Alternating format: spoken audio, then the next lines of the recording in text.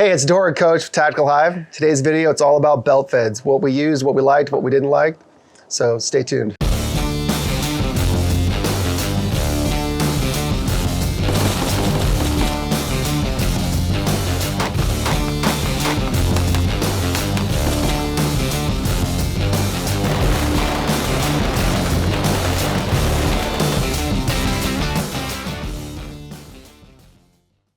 Hey, today's video is brought to us by TacPack.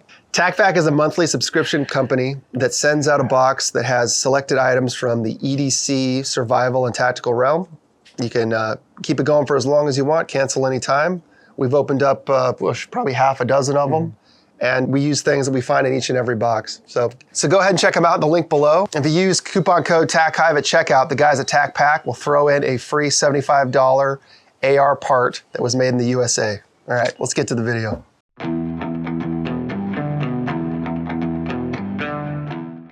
All right, guys, so belt feds, A-dubs. They have a lot of names, but really it's that general purpose, you know, belt fed light to medium sized machine gun. We got to use quite a bit of them, but we're gonna go ahead and just knock out our favorites. You know, our top 5, whatever you wanna call it. Though, we're gonna have to give honorable mention to the heavies because this is, really, we didn't walk around, carry around the mod deuce, obviously. No. And if you were going to go get into it, you'd want that mod deuce, but you definitely would want a truck or something to put it on, which we did. Yeah, those are always vehicles. But that's not part of this list. This is the stuff that we carried and the weapons that really stuck out in our careers that were game changers. Yeah. Definitely. So again, the mod deuce 50 cal and the 240 are going to be off of the list. I know there's a lot of people watching that probably did carry 240s around, and they're probably looking at us like, you can carry 240? Yeah. And I am not gonna even attempt to defend that. We just didn't carry those. We mounted them on vehicles. Well, the Army, the Marine Corps, you have a crew for that machine gun. We got one guy, okay? And he's gonna carry that loadout of his ammo, and then you have other belts, you know, strewn around the other guys who have it in a backpack. But for the most part, you're carrying that machine gun at least 500 rounds, if not a little bit more. Yeah, standard loadout for a 7.62 is 500 rounds, and the individual guy handles that weapon from start to finish, doesn't get any help. Yeah. Now, up front, I was never a machine gunner in a platoon. I've worked machine guns occasionally during my career. But when most guys, when they show up their first platoon, you know, they get handed the machine gun. Well, there was a bunch of new guys when I showed up, and 2 volunteers jumped on the machine gun. So Payne and Crone Dog, they grabbed the machine guns and left me as the rear security. But I mean, hell, I was a survivor's mate then, weighed 143 pounds. I needed to be where I was. Yeah, I got right in on the machine guns as soon as it started, which brings us to number 1 on the list, which is the M60.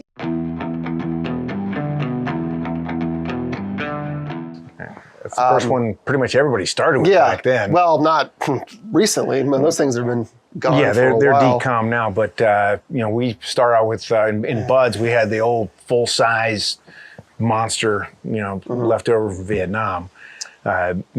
The Vietnam guys, you know, they always cut those things down and made them a lot lighter. I think the one we ran around with was like 23 pounds. Yeah, and so the gun was developed in the 50s. It was paired up with what became the M14 with that new NATO 308 7.62 by 51 cartridge. The 1 round. And the M60 beat out the Mag 58, which eventually became the 240 for the exact same reason the M14 that we know beat out the Finfal for the battle rifle contract. And that was just the politics of the time. But the M60 was based on Third Reich era German models. They just kind of picked and choose what they liked from those guns. And honestly, as much as I love American World War II firearms, in the light to medium machine gun role, the Germans had us beat handedly. Yeah. I mean, they were great guns. That universal machine gun concept they came up with, it's still going today. And they had other prototypes that didn't really go anywhere, like the FG42. I think that had some influence on the M60 as well. Yeah. Apparently, like during the initial rollout in the late 50s into the early 60s, it did have some issues. Maybe some of the parts weren't made soldier-proof enough, private-proof, as they call it. Yeah. It was having some issues. But by the mid-'60s, when major ground combat operations started in Vietnam, this thing had the bugs worked out, and it was just an absolute workhorse. And they kept those things in country, in circulation, like for very, very long periods of time. And the gun was just a workhorse. I mean, you could carry it mounted on vehicles. It had, I think by Vietnam, they had the full size, that you see in all the movies that carried on. That and then full-size one, that's what was issued. And then like our guys chopped them up. Yeah, we had made the them lighter. garage mod. But for the most part, the line units, you weren't allowed to modify your stuff. Yeah, they had a solenoid triggered version called the E2 that they could mount on vehicles that pilots could shoot. Pilots, yeah. And then, I can't speak for other units, but in SEAL Team, the armorers at the teams would chop those M60s down. They'd cut the barrels in line with the gas ports and then re-tap and die to put the flash hider back on. They cut the sights off. Yeah, cut you the ain't sights using off. sights. I mean, most of the encounters that they were dealing with were measured in feet, not yards. So you don't really need, sights when you're just mowing down the. No, they just walk the jungle. tracers in, and with practice, I mean, they could hit a guy first shot out to like 25 yards, and they would just practice and practice and practice. They would even take the butt plates off and put those rubber boots on that the air crew guys would use for their butterfly triggers. They would take those apart, stick those on there just to cut weight. Yeah, and they would you were bringing fire up the them. shoulder anyway. They would literally just fire them underneath the arm Yep. and just go for it. With you had your heavy sling on there, and then you just hold that sucker down and squeeze the trigger.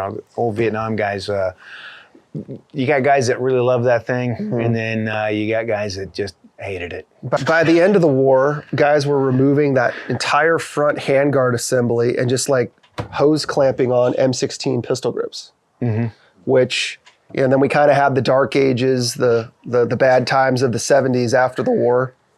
And but in the 80s, when things picked back up, that gave way to the M60E3. Yeah. And that probably would have been the one that you saw once you got to the team.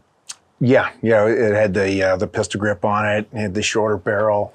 Didn't have that big heat shield stuff on there, and it was in and around 18, 19 pounds. Look it up for the specs. I don't know, but yeah, the guys loved it. When they were brand new, they worked awesome.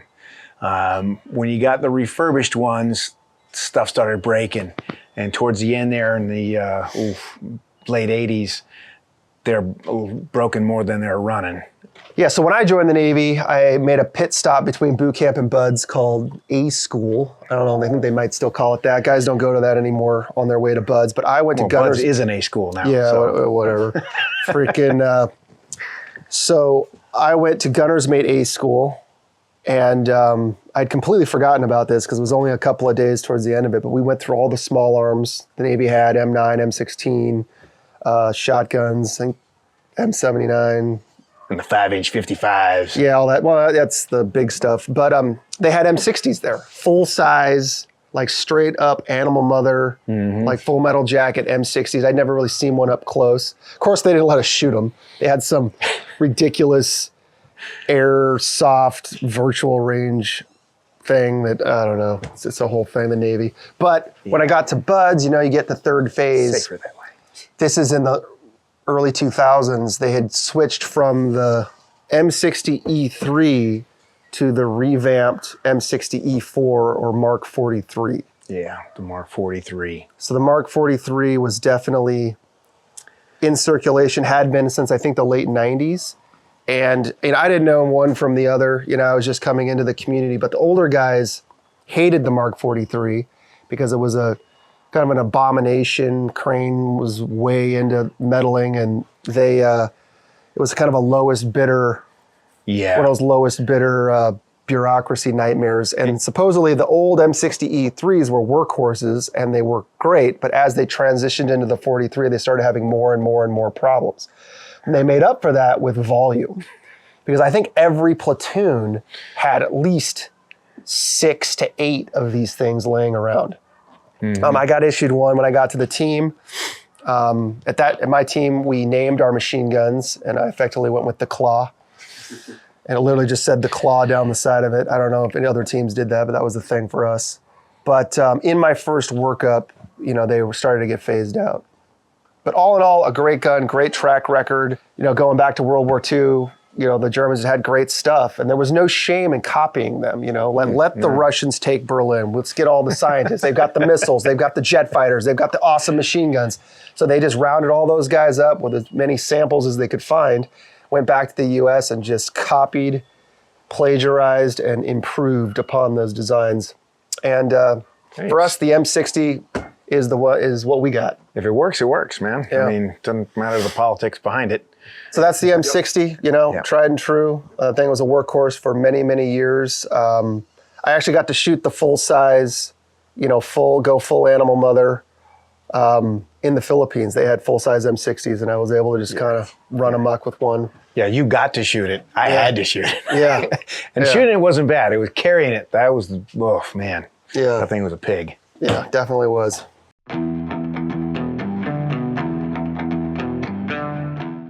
So up next, we have a gun that I have very little actual first-hand experience with, but it is such a revolutionary design, and it took our side, the Western world, a ridiculous amount of time to catch up to, and that is the RPD light machine gun. Okay, it is a Russian Soviet design, and it is truly the first modern squad automatic weapon. Development started in World War II, but it really wasn't issued out in any big numbers until the early 50s. It took about 10 years to really get it rolling out. They were having issues, obviously. Every firearm system has hiccups when it starts off. You can only do so much in testing. Hell, it took the AK-47 15 years before they ironed everything out on that one. Mm-hmm. So, I mean, it's no surprise that it took a while, but there's no excuse for the West not, answering in kind for it. Exactly. And this thing, it did take a while to get going, but its first major combat role, because Korea had kind of ended by the time these things were coming out, but man, it was used in Vietnam. It was extremely reliable. Some call it the belt-fed AK. I don't think it really shares too many actual characteristics with the AK at all. There's the RPK, which is just a bigger, better AK. But it's mag-fed. Yeah, but it takes the same ammo. It didn't have the disintegrating links. It had like the 25 round links that would hang off the side and rattle. That was a bit of a turnoff. I don't know why they never modernized that, because that was one of the really only upgrades it needed. Because it was working. Yeah. I don't know. I think they could have gone with that. They did it with other weapons. So anyway, on my first deployment, was put in charge of, or took custody of, if you could call it that, the Partner Force Scout Commando program weapons. Mm-hmm. And basically, I got given the keys to a full-size Conex box that was completely filled with weapons and equipment. And that was, and aside from the keys they gave me a shipping manifest of what was in there. That was the only paperwork.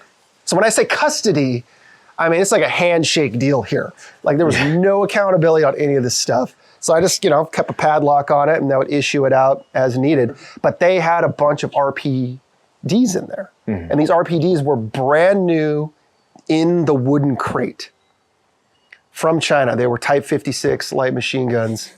And I think this one may have been made in 1956 or 1958, something like that. But the box had never been opened. And when I did open it, this thing was completely covered in cosmoline, like coated. And cosmoline is not a CLP. It's not a gun oil. It's like a tree sap. Nothing else. It's its own thing. Yeah, man. It's literally like tree sap. Yeah. And so I took it, I put it in a 55-gallon drum that had been cut in half, top to bottom, laid it over, poured diesel fuel in it, and just dumped this thing with all of it came with, I want to say, 6 of those 100-round drums. Mm-hmm. With the belts. I dumped all of it in the drum. I poured diesel fuel all over all of it, and I left it there for like a day. Then I came back and I started scrubbing. And I scrubbed till I couldn't scrub anymore, and then I left it in there for another day. And after about 2 or 3 days of coming back to this thing, I was able to get the It had like cardboard tubing, like spiral tubing down the barrel. I was able to like get that out with pliers, and I was able to start taking it apart and really scrubbing the individual, pieces of the gun. And then when I finally was able to get it to the range, it was working. It was a little sluggish, but I got it working. And as it heated up, more and more of that cosmoline tree sap just started oozing out. It was oozing out on my hands. It was oozing out everywhere. So whatever, I got through that, wiped it down again. I had some help got a piece of rail mounted just forward of the foregrip. So I was going to put a laser on it. I was even thinking about having a piece of rail attached to the feed tray, put an optic on it. Didn't get that far, but I was going to use it. I was going to carry this thing on ops. And it was like my new thing. I was so excited. The SOG guys in Vietnam used them over the fence into Laos and Cambodia because they were so reliable. They would even chop the barrels down and remount M60 flash hiders. Some of them did, some of them didn't. I would highly recommend doing that. But I just wanted to use it. They used it. I wanted to use it. So anyway, I get this thing ready to go. I got a sling on it. I've got an app heel on it. And my lieutenant saw it and was like, nope. You can't take that out. You can't use that.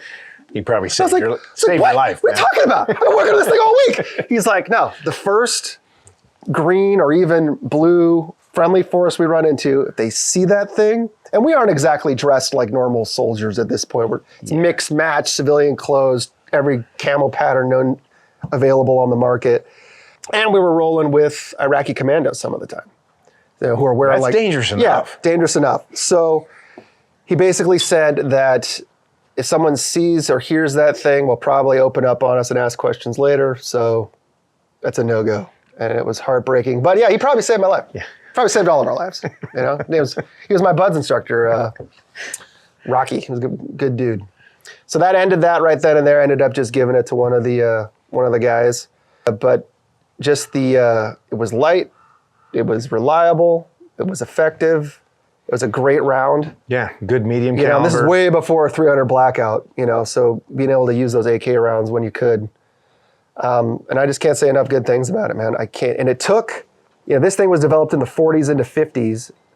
FN started development on that Mini-Me, which became the SAW in the 70s, and the US didn't adopt that till the 80s. Yeah. So the other side had this awesome intermediate cartridge, squad automatic weapon that we went up against constantly in Vietnam. That was the go-to belt fed for the NVA and VC. And it was proven platform that the Green Berets used them for their over-the-fence stuff. And man, I wish I still had one. I know the DSA makes... They make a copy, semi-auto only, which is just a semi-auto belt fed. Semi-auto belt fed, yeah, it's terrible. But especially when you've actually used the real deal. But I'm sure they're great. Disappointing. I mean, they make awesome fouls, and their arrows are good too. So I'm sure they'll be reliable and all that. But yeah, that is my RPD story. Maybe we've been shot at with RPDs, but not that I know of. Very seldom do you get a chance to go over there. Hey, what were you guys shooting? Yeah. It's not really a thing. So I know they did have a ton of them in Iraq. They were capturing them left and right in the early days. Well, those ones, that Connex box that you had, that was definitely captured, Well, they were brand new. I mean, they probably just bought them from war to war. We rolled in on a couple of armories. Stuff was still in the boxes. We didn't stick around long enough to. And seeing as we give all of the weapons to the bad guys eventually, that probably all of those guns did end up being shot back at us, but who's to say? Who's to say?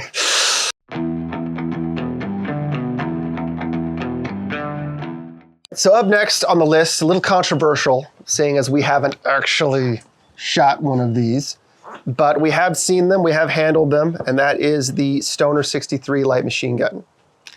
Yeah. The Stoner 63 is the most unique to the SEAL team weapon that we have ever had. It wasn't a program weapon with other forces, though other forces, I think definitely the Marine Corps, maybe even the Army did try them out, but they're not private proof. They were extremely ahead of their time. They were developed in the late 50s, early 60s. The Navy adopted the first Mod O M63, which was known as the long barrel Stoner, in 1963. And the Stoner stayed in NSW inventory for 20 years. At least one of them was taken into Grenada, which was its last hurrah for combat operations. And it did have a second Mod 1 version did come out, the 63A, which is known as the short barrel Stoner. And that one, you started seeing those in about 1969. So the first half of the war, the guys had the long barrel kind of Mod O 63, and then the 63A, which became the Mark 23, kind of took over towards the second half of the war. And if you look at platoon pictures, you know, from early war, you might see one or two long barrel Stoners, and then towards the end of the war, like in the 70s, like anywhere from a third to half of the platoon had these things. You know, the Chop 60s were obviously popular as well, though they weren't as popular because they were heavy.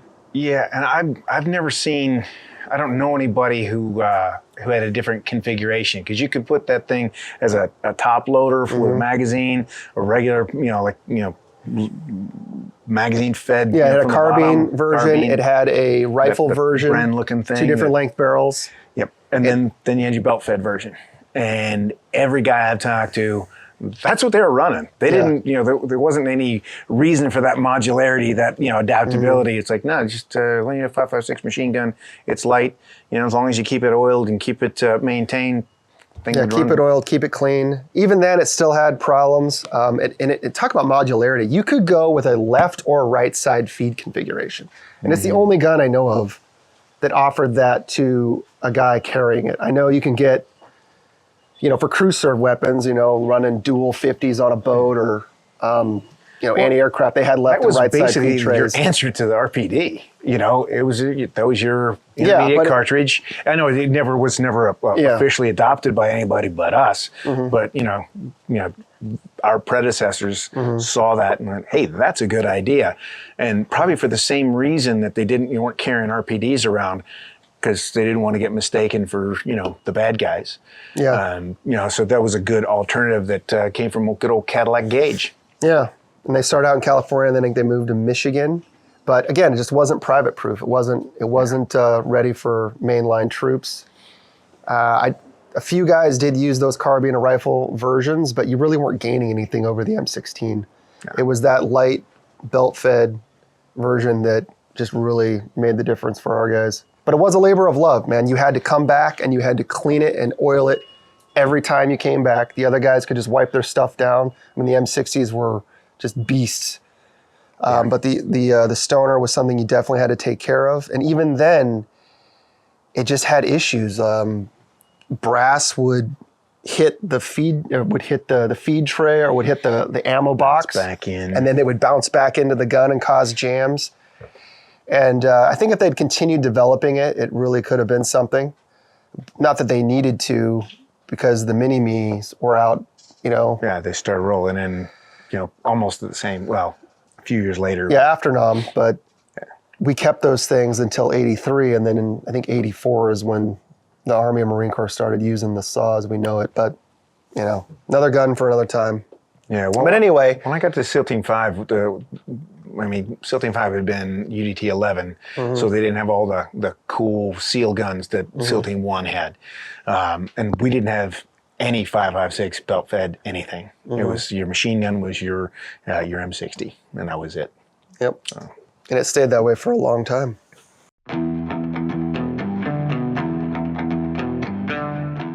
So up next, we've got the Mark 48, which replaced the Mark 43 in the early to mid 2000s. Yeah, we started seeing them before we went over to Afghanistan the first time. We were running with them. Yeah. So 2002-ish. Yeah, 2002, when 3. We rolled over there. So right on. And again, don't take things as gospel, guys. I mean, I'm relying on my TBI addled head. So yeah, no, if we get something wrong, that's about right. The first time I saw one was at SQT, which was in 2004, and then by the end of that year into 2005, they were at the teams, but they were being tested and developed by the testing and development group. And by testing, they were doing facial reconstruction on anybody they could get their sights on. But it's another story for another day. But anywho, this gun is kind of a bit of a hybrid because it was really based off of the saw and the receiver, and the parts are a lot of the parts are interchangeable with the 249 platform. Scaled it up to the heavier Right, but they round. scaled it up to the 7.62, and one look at that barrel and you know that it's a 7.62 weapon. And it was the biggest difference that I saw going from the 43, which I'd used in the schoolhouse and a little bit when I first got to the team, was how incredibly accurate it was. Just getting proning out with that thing, and just on iron sights, like you could immediately tell the difference. And the way that the trigger is set up, that with a little bit of practice, you could consistently get single shots. And you could consistently engage band-sized targets out to probably 400 or 500 yards. With those 1, 2, 3 shot bursts. I'm not kidding. And that was with M80 ball ammo. And that's incredible. It's like a 3-minute round. That's machine gun ammo. Not at all a match or precision round. But overseas, you are predominantly running with black tip. And black tip is actually a lot more accurate than black tip standard ball. Yeah. It's a good setup. And the AW sniper was born. I think they went with Trijicon 6-power ACOG type scopes or something along those lines, or the bigger L-cans. Put the L-can on top. That the sucker. 1 to 6 pan, and the AW sniper was born. I mean, seriously, if you with that black tip paired with that black tip, that's actually a very accurate weapon. Which is so strange for an open bolt machine gun.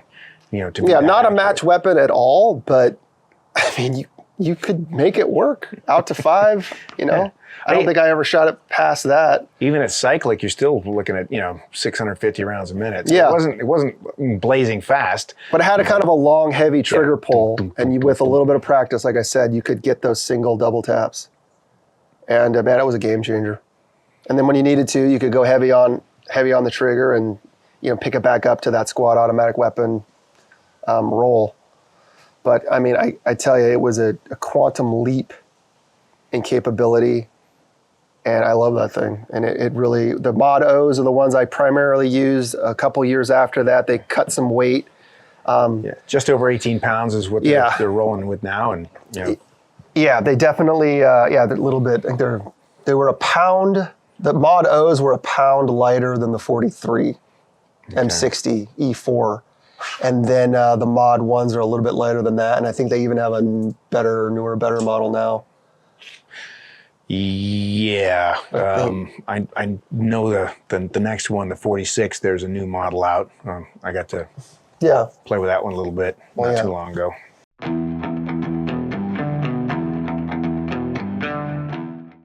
So without further ado, last and not least, in my humble opinion, is the Mark 46.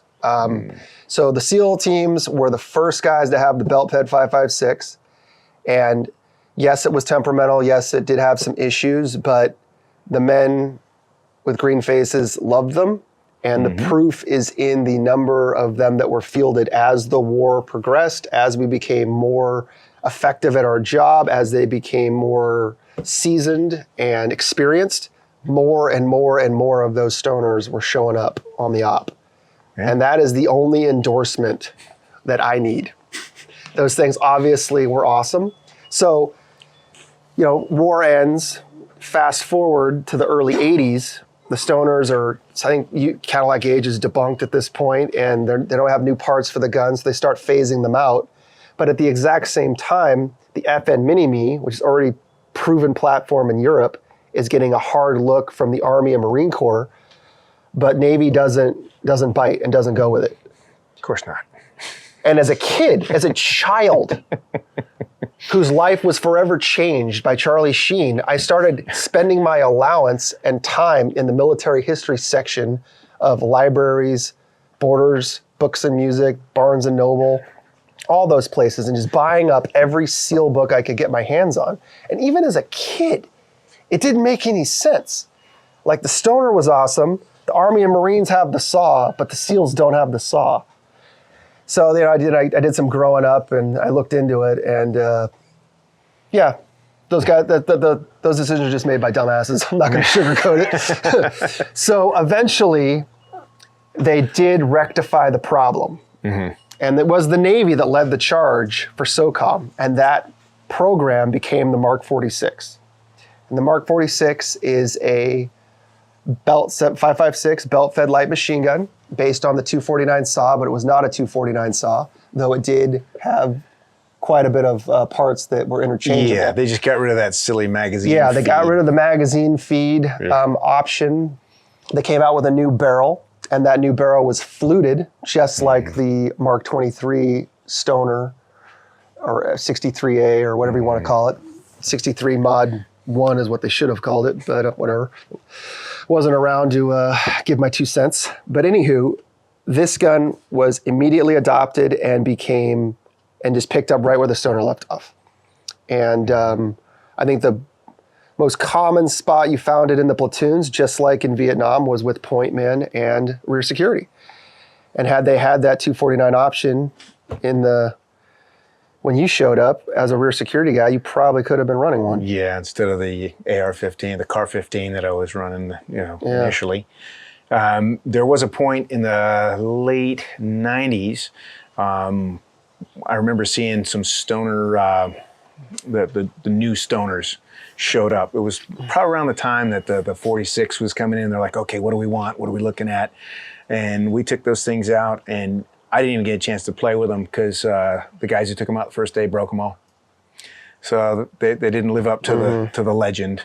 But the 46 is it's perfect. I mean, honestly, when it comes to, it's a machine gun, shoots that intermediate, cartridge.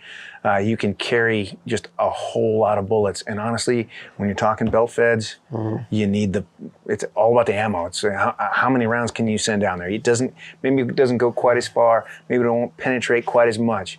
But boy, you can carry a lot more ammo. It buys you time. It's not all headshots and freaking big titties out there. Sometimes you just need to get people's heads down. You need to stop the effective fire from coming in, and sending effective fire is the best way to do that by any means necessary. And it just buys you time, and it gives you that chance to maneuver. Smaller forces, there's a lot of great units out there, but those small, soft units, one of the biggest advantages we have over everyone that we are constantly going to be exploiting every single time we get into it is maneuverability, being able to move. And you're not going to do that if you're pinned down. So definitely. We're not there to hold land. We're not capturing anything. We're going to do something and then leave. Okay. So, you want to hold on to something, call the Rangers, call the Marines. They'll come in there and they'll land and they will hold that place. We don't have the manpower. You can't pack in enough ammunition to, for nowadays, 30, 40 guys. They're not holding much for very long. We'll own it for a bit, but then we got to go. Yeah. I mean, I don't think I've ever seen 30 SEALs in one spot, but overseas. Squadrons, but then we were always backed up by Rangers or had some other kind of, quick reaction force to come, get us if we bit off a little more than we could chew. So the 7.62 standard load for an individual was 500, and then the saw box, 200 each. Was 200 each. It was exactly twice as much ammo. Standard loadouts, I think one on the gun, 200 round box on the gun, and then 2 on you, it would probably have been about the standard. I tended to go a little bit heavier because I just really wanted to be a complete asshole with that first box and really make a statement. That was always my plan, going into any op where I was the A-dub, is I'm going to carry 1 extra box and I'm going to be a total prick for the first like 30 seconds of whatever argument we're having. Yeah, let them know they fuck with the wrong guys, Yeah, and again, it's all about just getting them on their heels, maybe landing 1 punch, hopefully. Now you got somebody on the ground dead or screaming, and just buy yourself that time to get away. And as an A-dub, I think, that's what you're doing. Your point man is leading you in, your leadership is leading, your radio man has the comms, your medic has the corpsman coverage. Maybe you have snipers, maybe you have breachers, but as a machine gunner, I always took it as, I'm here to destroy things and to protect my friends. Yeah, that's the job. And I think the Mark 46 out to 300 yards, which in an urban environment, which is where I, grew up, it was definitely the go-to. But it didn't punch through things as well as the 48, and there were always 48s out there as well. And I had a 48 and a 46 on that first deployment, and I went back and forth to both of them, depending on the op. Yeah, it's a good combination. You put those two together, and you're pretty solid. The 43s were actually made it onto that deployment, and some guys still use them. I wish I'd known it was going to be the absolute last hurrah of the M60, and I would have taken one out just for that reason. Rocked it just I for never that? did though. Just for the photo I op? was too caught up on the new stuff. I was new. The guns were new. It was a match made in heaven. But I think my troop, my team in 2006 was the last combat deployment for the M60 and NSW. I could be wrong, but sounds about right. Yeah. Good times. Good times. Anyway, guys, so this was just the machine guns that the belt feds that we've come across and dealt with during both of our careers. Yeah. If you like this content, like, subscribe, and leave some comments.